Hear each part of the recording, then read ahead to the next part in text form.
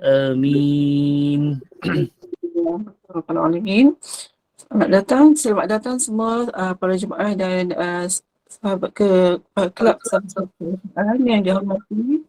Al-Fadil Ustaz Rosdi Ramli yang akan memimpin bacaan surah Al-Mulk dan kuliah maghrib kita dengan pengisian tazkirah iaitu Rasulullah SAW dalam Al-Quran sebentar saja lagi. Dan sebelum itu seperti biasa saya ingatkan para jemaah untuk berada dalam keadaan selesa, menutup aurat dan menjaga adab sopan ketika dalam majlis ilmu ini. Dan mohon kepada sesiapa yang para jemaah yang masih untuk berada bersama-sama kami hingga ke akhirnya, mohon berilah ucapan salam dan terima kasih selepas moderator menutup majlis.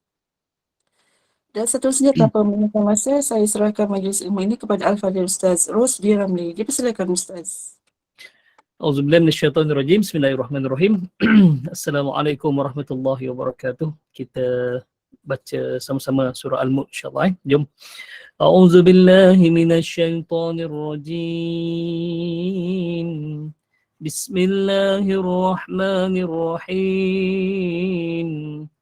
تبارك الذي بيده الملك وهو على كل شيء قدير الذي خلق الموت والحياة ليبلوكم أيكم أحسن عملا وهو العزيز الغفور الذي خلق 7 سماوات طباقا ما ترى في خلق الرحمن من تفاوت فارجع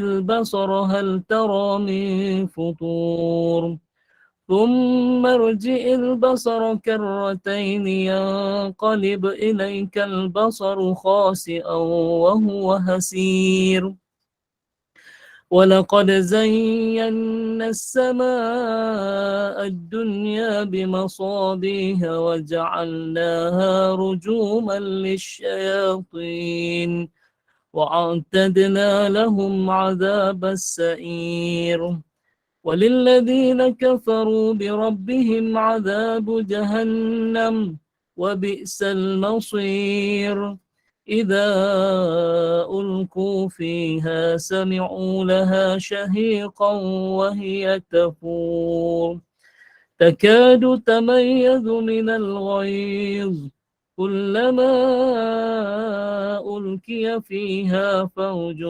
سألهم خزنتها ألم يأتكم نذير قالوا بلى قد جاءنا نذير فكذبنا وقلنا ما نزل الله من شيء إن أنتم إلا في ضلال كبير وقالوا لو كنا نسمع أو نعقل ما كنا في أصحاب السعير فاعترفوا بذنبهم فسحقا لأصحاب السعير إن الذين يخشون ربهم بالغيب لهم مغفرة وأجر كبير وأسروا قولكم أو اجهروا به إنه عليم بذات الصدور ألا يعلم من خلق وهو اللطيف الخبير هو الذي جعل لكم الأرض ذلولا فامشوا في مناكبها وكلوا من رزقه وإليه النشور أأمنتم من في السماء أن يخسف بكم الأرض فإذا هي تمور أم أمنتم من في السماء أن يرسل عليكم حاصبا فستعلمون كيف نذير ولقد كذب الذين من قبلهم فكيف كان نكير أولم يروا إلى الطير فوقهم صافات ويقبض ما يمسكهن إلا الرحمن إنه بكل شيء بصير أمن هذا الذي هو جند لكم ينصركم من دون الرحمن إن الكافرون إلا في غرور أمن هذا الذي يرزقكم إن أمسك رزقه بل لجوا في عتو ونفور أفمن يمشي مكبا على وجهه أهدى أمن يمشي سويا على صراط مستقيم قل هو الذي أنشأكم وجعل لكم السمع والأبصار والأفئدة قليلا ما تشكرون قل هو الذي ذرأكم في الأرض وإليه تهشرون ويقولون متى هذا الوعد إن كنتم صادقين قل إنما العلم عند الله وإنما أنا نذير مبين فلما رأوه زلفة سيئت وجوه الذين كفروا وقيل هذا الذي كنتم به تدعون قل أرأيتم إن أهلكني الله ومن معي أو رحمنا فمن يجير الكافرين من عذاب أليم قل هو الرحمن آمنا به وعليه توكلنا فستعلمون من هو في ضلال مبين قل أرأيتم إن أصبح ماؤكم غورا فمن يأتيكم بماء معين صدق الله العظيم الحمد لله أعوذ بالله من الشيطان الرجيم بسم الله الرحمن الرحيم الحمد لله نحمده ونستعين ونستهديه ونستغفره ونعوذ بالله من شرور أنفسنا ومن سيئات أعمالنا من يهده الله فلا مضل له ومن يضلل فلن تجد له وليا مرشدا قال رب اشرح لي صدري ويسر لي أمري واhlul 'uqdatam min lisani yafqahu qawli fa amma ba. Yang berbahagia Puan Inun Ismail selaku moderator kita pada malam ni, dan seterusnya kepada penyelaras sahabat pencinta Al-Quran, para ibu, para ayah yang dirahmati oleh Allah Subhanahu Wa Taala sekalian. Pertama-tama dan selama-lamanya marilah sama-sama kita merahmatkan sendiri kesyukuran kepada Allah Subhanahu Wa Taala kerana malam ni kita diizinkan oleh Allah bertemu. Minggu lepas hari Isnin tak dapat, dia digantikan dengan ustaz lain sebab saya berada di Mabul, Sabah. Ada program dengan Datuk Seri Mahadi, suami Heliza kan, ada salurkan bantuan lah kepada penduduk Mabul, dan juga ada program-program yang lain. Alhamdulillah, sebab bersiaran daripada sana agak masalah sikit kan, jadi tak apalah, insya-Allah malam ni kita diberikan kesempatan oleh Allah untuk duduk lagi dalam majlis ilmu. Alhamdulillah kita diberikan kebaikan oleh Allah juga. Kita memulakan dengan bacaan surah Al-Mulk, dan insya-Allah kalau menjadi kelaziman pada kita setiap malam kita baca surah Al-Mulk, dia akan menerangi kubur kita insya-Allah, dan akan jadi peneman kita nanti di alam barzah, mudah-mudahan insya-Allah. Amin rabbal alamin. Okey, saya nak berkongsi mungkin mulai malam ni. Sebelum ni ya, tajuk kita adalah Rasulullah SAW dalam Al-Quran, berdasarkan kepada buku biografi agung Rasulullah SAW yang saya tulis kan. Tapi saya ambil beberapa bab-bab dalam buku biografi agung Rasulullah SAW, lebih kepada sifat, lebih kepada tajuknya adalah Rasulullah SAW dalam Al-Quran, sebagai mukadimah pertemuan kita. Tapi kita dah bersiaran hampir yalah, sebulan lamanya kan, setiap minggu saya berkongsi. Jom kita mulakan buku biografi agung Rasulullah SAW, buku yang saya tulis tahun 2012 lagi. Buku tu daripada tangan saya ni. Okay, ni. Buku biografi agung Rasulullah SAW. Jadi kita mulakan daripada bab yang pertama insyaAllah, boleh? Bab pertama, saya sharekan sekejap. Okay, minta teknikal ataupun moderator tolong tutupkan dulu yang share dalam ni.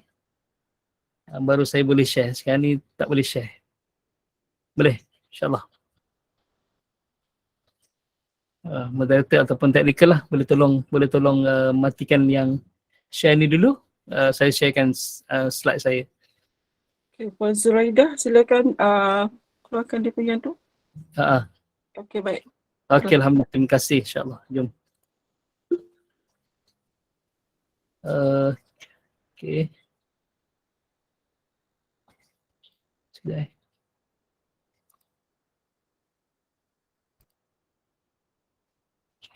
Jom kita tengok dalam bab pertama, kita bincang tentang keturunan Nabi sallallahu alaihi wasallam, keturunan Nabi sallallahu alaihi wasallam. Okey.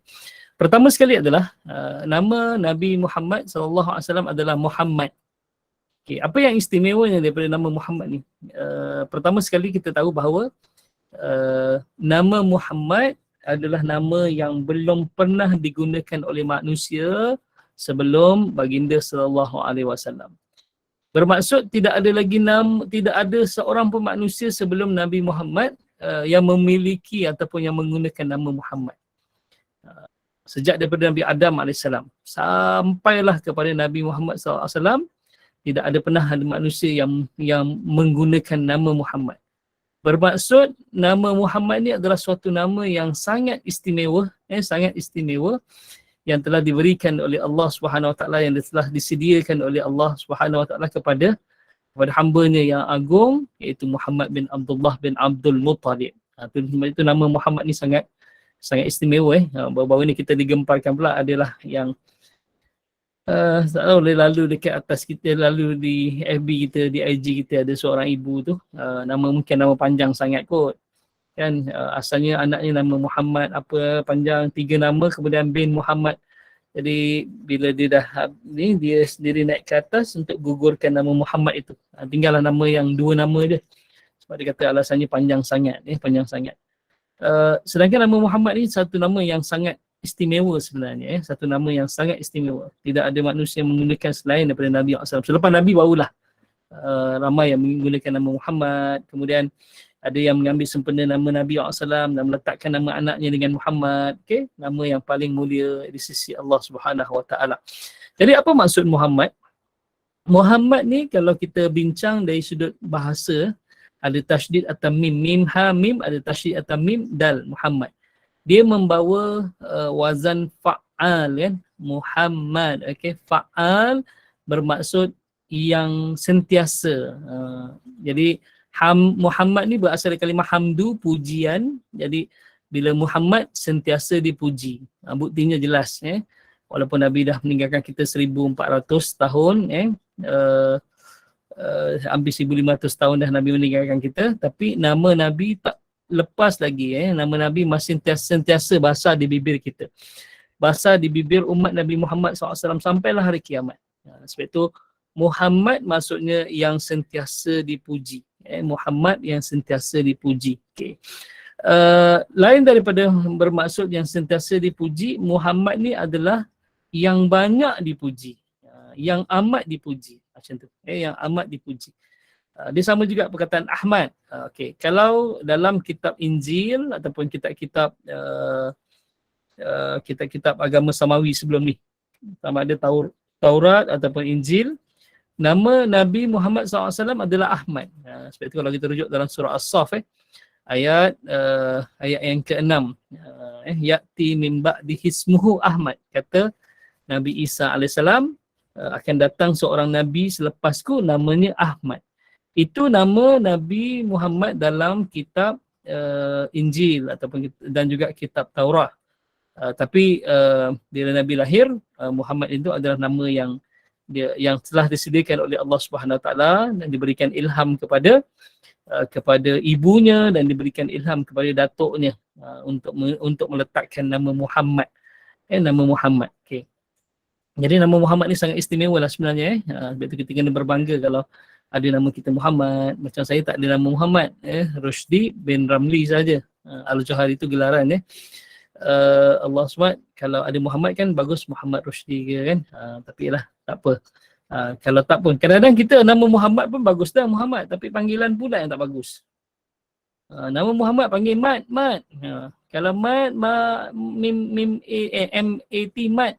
Dia tak bagus juga, makna dia Mat ni maksudnya mati. Mata yang mutu, telah mati dia. Mat. Okay, Mat. Jangan panggil Mat. Kalau panggil Mad,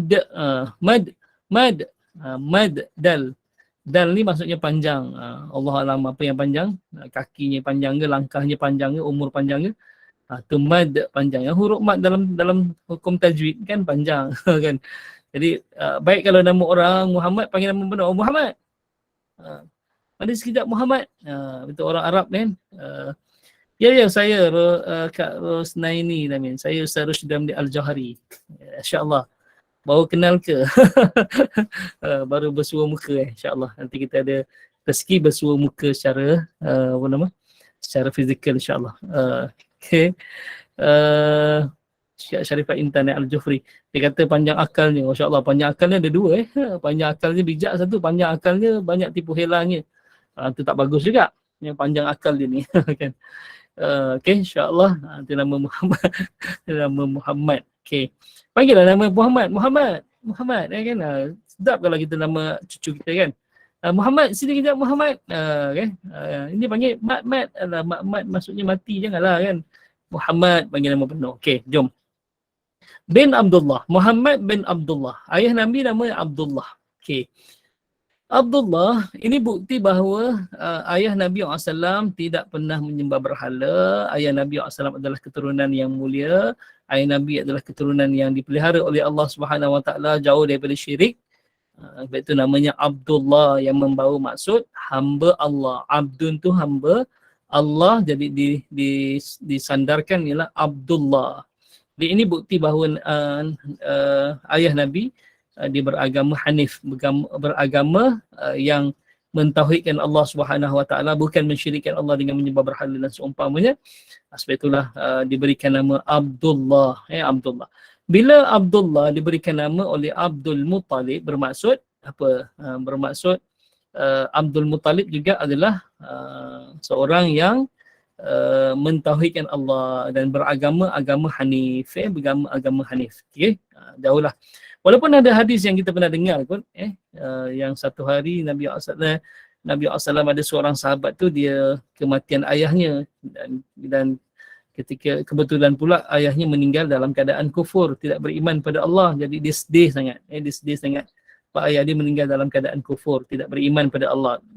Lalu dia mengadu pada Nabi SAW. Jadi Nabi pujuk dia dengan kata inna abi wa abaka finnar. Sesungguhnya bapa aku dan bapa kamu dalam api neraka. Okay. Para ulama dia memperbahaskan hadis ni. Yang pertama kata, ya memang Nabi sebut inna abi wa abaka finnar, sesungguhnya bapaku dan bapa engkau. Yang dimaksudkan bapa kat sini adalah Abdullah, tapi bukanlah Abdullah benar-benar dalam neraka. Tak, dia sekadar nak memujuk sahabat ni yang down, yang kecewa sebab ayah dia meninggal dalam keadaan kufur. Okey. Para ulama yang kedua dia membahaskan tentang inna abi itu maksud dia adalah abi yang dimaksudkan itu adalah Abu Talib, pakcik Nabi SAW, Abu Talib. Okay. Yang meninggal dalam keadaan tidak beriman pada Allah. Ya, Abu Talib tidak beriman pada Allah Subhanahu Wa Taala. Okay.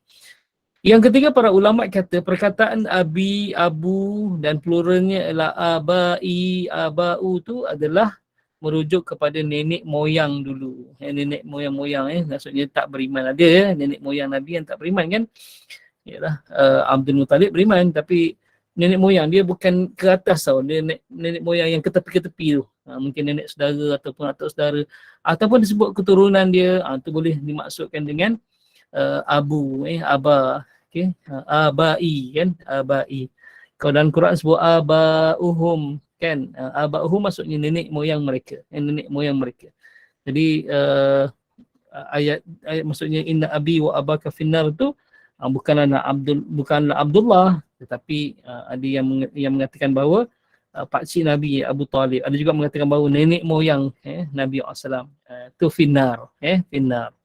Bukan Abdullah, kena faham hadis tu kenapa keluar ataupun dipanggil asbabul wurud, sebab keluar hadis tu. Okey, itu yang pertama insya-Allah. Bin Abdul Muttalib, dalam kurungan dipanggil Syaibatul Hamdi. Kat mana kita jumpa ni dekat kitab Al-Barzanji. Kitab Al-Barzanji. Saya alhamdulillah dah terjemah 18 rawi kitab Al-Barzanji. InsyaAllah nanti akan dibukukan sebab saya tukar konsep kitab Barzanji tu kepada buku sirah. Lebih kurang macam buku biografi ni lah. Kan? Syaibatul Hamdi kan, fa'akuluhu wa sayyiduna mili Abdullah bin Abdul Muttalib Syaibatul Hamdi kan disebut kan. Okey. Syaibatul Hamdi adalah nama sebenarnya. Abdul Muttalib adalah gelarannya. Syaibah bermaksud apa? Uban. Hamdi yang terpuji. Kenapa? Ada 3 pendapat. Pendapat pertama, sewaktu Syaibah ni lahir atau Abdul Muttalib ni lahir, ada setumpuk uban di kepalanya. Jadi uban ni uban yang mulia lah kan, sebab takkan bayi baru lahir dah ada uban dah. Ini mesti unik, istimewa kan.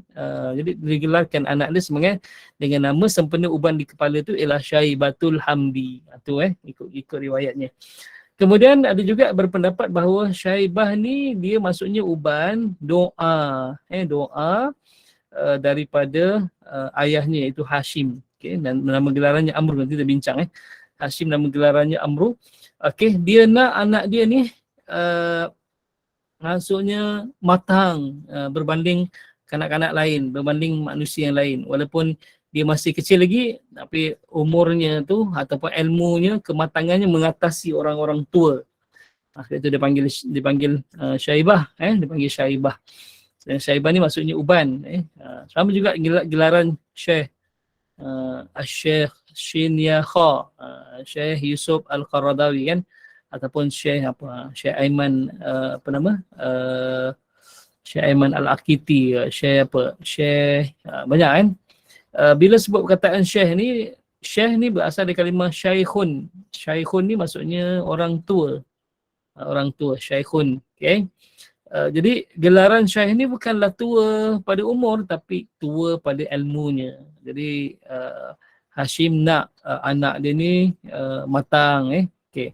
Yang kedua, Syaibatul Hamdi maksudnya satu penghormatan. Sebab orang ada uban ni dikenali sebagai orang yang bijak, orang yang cerdik. Jadi Syaibah ni Hashim memberikan nama anaknya dengan Syaibah supaya dia ni dihormati. Dia dihormati. Okay. Mana datang Abdul Muttalib tu? Bila Hashim meninggal dunia, okay, Syaibah ni dipelihara oleh pakciknya iaitu Al-Muttalib namanya, ataupun gelarannya Al-Fayyad. Al-Fayyad. Okay, maksud Fayyad ni maksudnya dermawan. Okay, orang yang memberi makan kepada jemaah haji, orang kaya lah kan.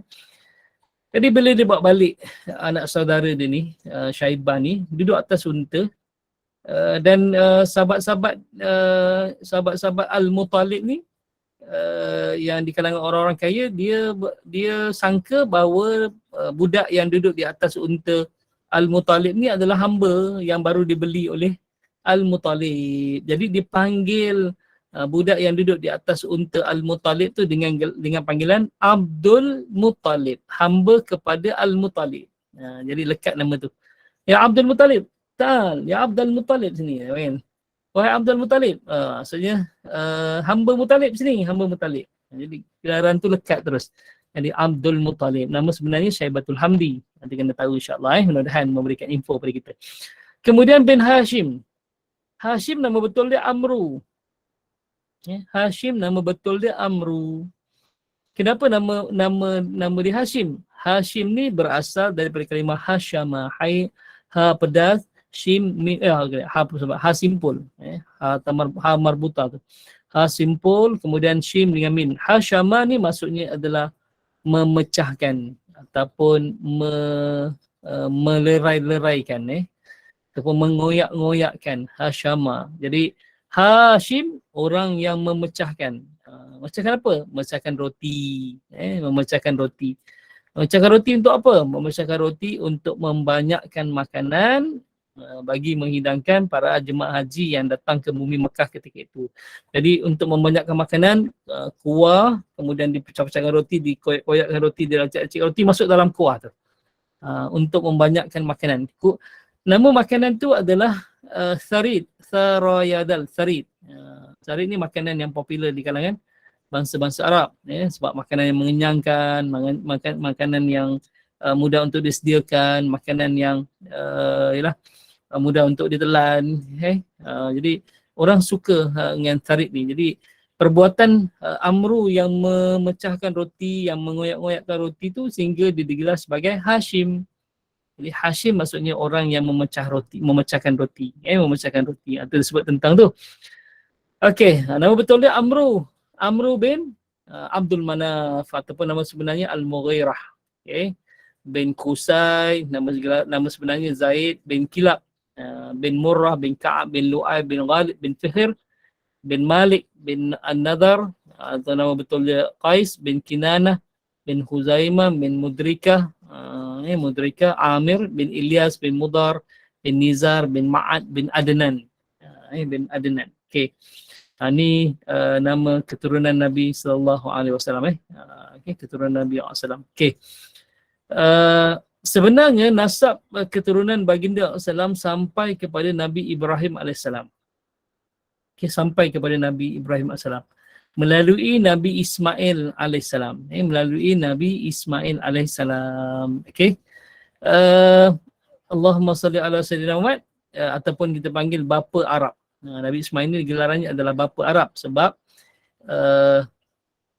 Siti Hajar, isteri kedua kepada Nabi Ibrahim, setelah mana dia berkahwin dengan, bila Nabi Ibrahim berkahwin dengan Siti Sarah, dia tidak dikurniakan zuriat kan. Jadi ketika itu Siti Hajar adalah hamba yang dimiliki oleh Siti Sarah dan Nabi Ibrahim. Jadi Siti Sarah membenarkan Siti Hajar berkahwin dengan Nabi Ibrahim, itu suaminya, untuk dapatkan zuriat. Jadi bila berkahwin dapatlah zuriat, namanya Ismail. Namanya Ismail. Jadi Ismail ni keturunan Arab sebab mak kepada Nabi Ismail, iaitu Siti Hajar, adalah keturunan Arab, Arab Mesir. Arab Mesir. Dia sebenarnya adalah puteri raja. Ada dua riwayat kata itu hadiah daripada Raja Mesir. Dia memberikan anaknya kepada Nabi Allah Ibrahim sebab Nabi Allah Ibrahim ni dia sangat kuat, dia sangat cekal dan sangat beriman pada Allah Subhanahu Wa Taala. Jadi diberikan, Raja Mesir kagum dengan kehebatan, kekuatan dan kecekalan Nabi Ibrahim, lalu dikawinkan Nabi Ibrahim ni dengan putrinya, iaitu Siti Hajar. Dia adalah keturunan raja. Ada riwayat kedua kata Siti Hajar ni adalah dia puteri raja yang diculik oleh orang Yahudi. Akhirnya dijual jadi hamba. Kemudian dibeli oleh Siti Sarah untuk membantunya melaksanakan kerja-kerja di rumah. Dan bila Nabi Ibrahim tidak ada zuriat, dan diizinkan untuk berkahwin, diizinkan untuk berkahwin kepada Siti Hajar. Siti Hajar ialah Nabi Ibrahim setiap hari berdoa untuk dapat zuriat. Lama dia berdoa kan, sehingga umurnya 83 tahun. Ada riwayat kata 80 tahun barulah diberikan zuriat, itu Nabi Ismail AS. Itu dia selalu doa kan. Hari-hari doa nak zuriat sebab dia nak adalah menyambung risalah yang dibawa, nak menyambung dakwah, nak menyambung agama yang dibawa oleh Nabi Allah Ibrahim. Kalau tak ada zuriat, siapa yang nak menyambung? Sebab itu dia selalu berdoa, ya Allah, kurniakan aku zuriat, ya Allah, kurniakan aku zuriat. Lama dia baru dapat zuriat. Sebab itu pun Siti Sarah izinkan Siti Hajar berkahwin dengan Nabi Ibrahim AS. Akhirnya dapat anak, namanya Ismail. Tahu tak nama Ismail? Allah 832 dah. Nabi Ismail nama yang sangat unik sebenarnya. Dia bukan nama yang dirancang kalau kita kan. Kalau kita start je isteri kita mengandung, kita dah nak letak nama apa dah tanya Ustaz nama ni bagus tak Ustaz letak nama anak saya yang bakal lahir ni. Kan? Ada yang bestnya lagi, dia zaman bercinta lagi kat universiti. Belum tentu kahwin dah. Dah ada dah nama anak, bincang dah kalau kita ada anak nanti kita nak letak nama apa. Masya Allah. Advance sungguh anak-anak kita sekarang ni. Advance sungguh anak-anak kita sekarang ni. Dia masih bercinta kat universiti dah bincang nama anak. Ada yang panggil papa, mama dalam universiti. Masya Allah, baru bercinta, tak tahu ni kahwin tak kahwin, dia panggil mama dengan papa kan, masya-Allah. Allahu akbar.